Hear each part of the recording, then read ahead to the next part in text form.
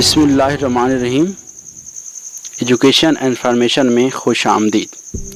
आज की वीडियो ख़ास होने वाली है हमारी नौजवान नस्ल के लिए, उन नौजवानों के लिए जिनके दिल में जज्बा ईमानी और जज्बा हुब्बुल वतनी मौजूद है।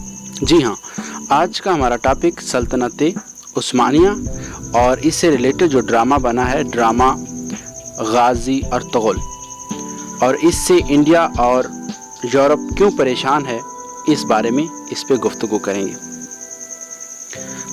आज आपको मालूम होगा कि कैसे मुसलमानों की एक छोटी जमात ने यूरोप पर कई सदियों तक हुक्मरानी की। जी तो शुरू करते हैं ये अजीम तारीख। इससे पहले आपसे गुजारिश है कि आप चैनल को सब्सक्राइब करके बेल आइकन पर प्रेस करें ताकि हमारी हौसला अफजाई हो और आप तक हमारी वीडियोस वक्त पर पहुँचें। सल्तनत उस्मानिया, सल्तनत मुग़लिया, बनु उमैया, खिलाफत अब्बासिया और सल्तनत ममलूक वगैरह वो तमाम बड़ी सल्तनतें हैं जो अपने दौर में एक अरूज तक पहुंची, यहाँ तक कि दुनिया लर्ज़ गई। मगर वक्त के साथ साथ इन्हें ज़वाल आया कि उनका नाम सिर्फ तारीख़ी किताबों में गुम होकर रह गया है। इनके अलावा बेशुमार छोटी इस्लामी सल्तनतें कायम हुई, मगर वो भी थोड़े अरसे बाद मुनहदम हो गईं। सभी के ज़वाल की अपनी अपनी वजूहात बताई जाती हैं। तारीख़दान इस मौजू पर बहस में मुब्तला रहते हैं। इस मामले में मशहूर तारीख़दान इब्न खल्दून अपनी एक तारीख़ी बहस पर मबनी किताब मुकदमा में लिखते हैं, सल्तनतें किसी फ़र्द की तरह अपनी एक उम्र रखती हैं। ये पैदा होती हैं और उम्र के साथ अरूज और फिर ज़वाल तक पहुंचकर ख़त्म हो जाती हैं।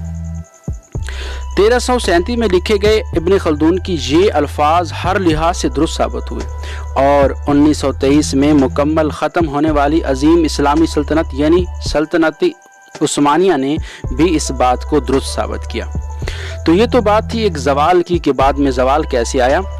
सबसे पहले कैसे सल्तनत उस्मानिया कायम हुई, इस हवाले से बात करते हैं। सल्तनत उस्मानिया एक छोटे से कबीले से शुरू हुई और अर्तुगरुल गाजी अनातोलिया के इलाके में आए, जिनके साथ सिर्फ 300 ख़ानदान थे। यहाँ पर बाज़ंतीनी ईसाई सल्तनत की हदूदें थीं। अर्तुगरुल गाजी और उसके जानबाज सिपाही बेहतरीन जंगजू थे। इन जंगजू सिपाहियों ने छोटे छोटे कई इलाके फतह किए जो इस वक्त सल्जूक सल्तनत का हिस्सा थे। अर्तुगरुल के बेटे उस्मान गाजी ने अपने बाप के बाद ये मिशन जारी रखा और सल्जूकियों के ज़वाल पर अपने छोटे से मफ्तूहा इलाके पर अपनी खुद मुख्तियार हुकूमत कायम कर ली। सल्तनत उस्मानिया के बुनियाद पड़ी। बस फिर क्या था, अगले आने वाले सलातीन पहले से बढ़कर साबित हुए। सल्तनत बढ़ती गई। 1453 में कुस्तुनतुनिया के फतह के बाद यूरोप के दरवाजे भी खुल गए। सुल्तान सुलेमान अव्वल के दौर तक सल्तनत मुकम्मल अरूज पर थी। 1683 तक जब तक उस्मानिया को एक बड़ी शिकस्त का सामना नहीं करना पड़ा, सल्तनत उस्मानिया बढ़ती ही रही। ये थी एक मुख्तसर सी तारीख कि कैसे वहाँ पे एक हुकूमत कायम हुई। लड़ाई के बाद कब्ज़ा हुआ, वहाँ पे जंग जीत गए मुसलमान और इस कब्ज़े के बाद मुसलमानों की हुकूमत बढ़ती गई और पूरे यूरोप तक फैल गई। उसके बाद इससे रिलेटेड जो एक ड्रामा, जिसको हम तारीख़ी ड्रामा अर्तुगरुल कह सकते हैं, बनाया गया, उसके हवाले से इस वक्त वो दुनिया के मुख्तलिफ़ ज़बानों में उसकी डबिंग हो गई है। यूरोप और इंडिया ख़ास तौर पे इससे बहुत ही परेशान है। इसकी परेशानी की वजह क्या है, इस ड्रामे में ऐसा क्या है, ये ना सिर्फ सल्तनत उस्मानिया की बुनियादो तारीख़ नहीं, बल्कि इस्लाम का वो पैगाम है जिससे बातिल के ऐवान लड़ सकते हैं। इसको देखकर अपनी नस्ल को असल इस्लामी हीरो की शनाख्त करने में रहनुमाई मिलती है। इसे देखकर एक मजबूत मुस्लिम औरत का तसव्वुर भी मिलता है कि कैसे वो घर कबीले में रहते अपने सरदार, अपने बेटे, अपने भाई को मजबूती देती है। वक्त पड़ने पर दुश्मन से लड़ जाने की बहादुरी भी है। अर्तुगरुल जो एक किरदार है, मजबूत सरदार, एक फरमाबरदार बेटा, ख्याल रखने वाला भाई, मोहब्बत व एतमाद व मजबूती देने वाला शौहर, लेकिन जब बात इस्लाम के असूल की आती तो कैसे इन रिश्तों के साथ निभाते हुए अपने मौक़िफ़ पर कायम रहता है। तवक्कुल अल्लाह पर और रहनुमाई कुरान और सुन्नत और सहाबा की ज़िंदगी से। इस ड्रामे को देखकर हमारा नौजवान जाग सकता है। गफलत की नींद सोए हुए हम सब, हमें असल मकसद का जानना आसान हो सकता है। इसको अगर हमने समझकर जो कि इस वक्त हमारे पास PTV पर अवेलेबल है ये ड्रामा, और हुकूमत पाकिस्तान ने ऐसा कदम उठाया और इसकी उर्दू डबिंग करा के PTV पे नशर किया। इसको जहां हम अपने पाकिस्तानी ड्रामे फिल्में या इंडियन फिल्में देखते हैं तो उसके साथ हमें ये ड्रामा लाजमी देखना चाहिए। इस ड्रामे में हमें जज्बा ईमानी हासिल होगा।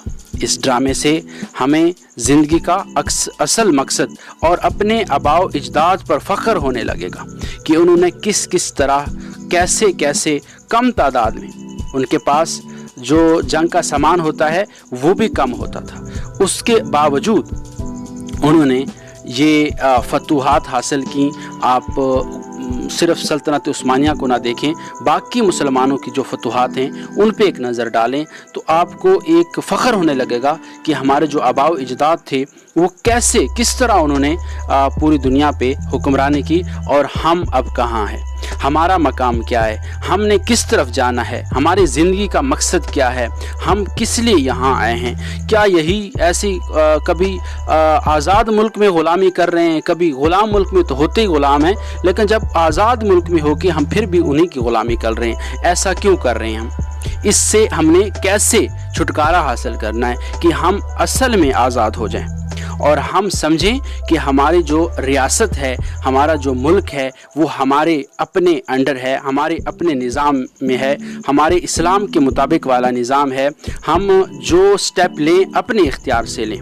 हम कोई भी स्टेप लेते हैं हमें खौफ होता है कि इस पे क्या रिएक्शन होगा यूरोप का, क्या रिएक्शन होगा अमेरिका का, क्या रिएक्शन होगा इंडिया का। हमें खौफ होता है, हम कुछ स्टेप उठाते हैं तो हमें खौफ लगता है इस बात से कि बाहर की दुनिया हम पे सवालात खड़े कर देगी, हम पे पाबंदियां लगा देगी। इस वक्त मुस्लिम वर्ल्ड 2-3 हिस्सों में है, एक तरफ में ईरान है, दूसरी तरफ सऊदी अरेबिया, तुर्क और पाकिस्तान अलग अलग अपने जो है वो मिशन पे हैं, वो क्योंकि उनके दरमियान दुश्मन उनकी जड़ें काट रहा है। हमें यह समझना होगा कि इस्लाम का सबसे बड़ा दुश्मन इस वक्त क्या है, कौन है। तो इस हवाले से हमें अपने दोस्त दुश्मन का फ़र्क करना होगा। लिहाजा तमाम नौजवानों से गुजारिश है कि वो अपने आप को बदलें, अपने अंदर को बदलें। हम कहते हैं ना तब्दीली, तो तब्दीली पहले अंदर से तो लाएं। हम व्हाट्सएप फेसबुक पे तब्दीली के नारे लगा रहे होते हैं, अपने अंदर से तब्दील लें, वो दिखाएं जो हमारे आबाओ अजदाद ने कर दिखाया। क्या अब फिर कोई उस्मान पैदा नहीं होगा, कोई गजनवी पैदा नहीं होगा, कोई जो हमारे लीडरान्स हैं, हमारे इस्लाम के असल हीरोज़ हैं।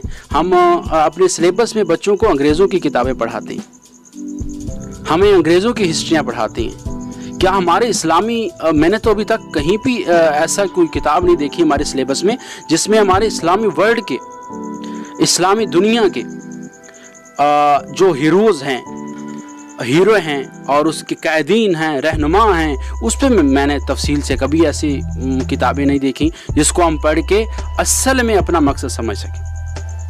तो इस लिहाज से हम सबको जागना होगा और मज़ीद इस तरह की तारीख़ी वीडियोज़ इंशाल्लाह आपकी गोश गुजार करता रहूँगा। और सल्तनत उस्मानिया का फिर ज़वाल कैसे हुआ, आगे वो उनकी जो सियासी मुखालफत चली और उनके जो सलातीन थे उनके दरमियान, उनके बेटों के जो बाप के बाद बादशाह बनता, सुल्तान बनता, उनमें कैसे इख्तलाफ, और फिर जो भाई का कत्ल का एक कानून था वो भाई के कत्ल का कानून कैसे ख़त्म हुआ, इन सब के बारे में मज़ीद डिस्कस करेंगे।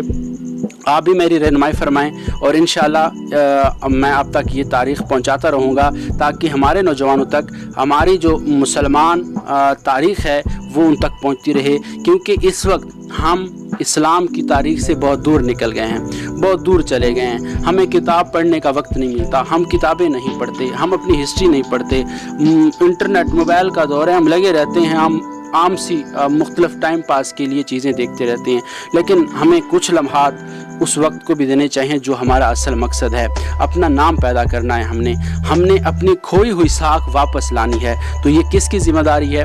یہ ہم سب نوجوان۔ ویڈیو دیکھنے کا بہت شکریہ، اللہ حافظ، اپنا خیال رکھیے گا۔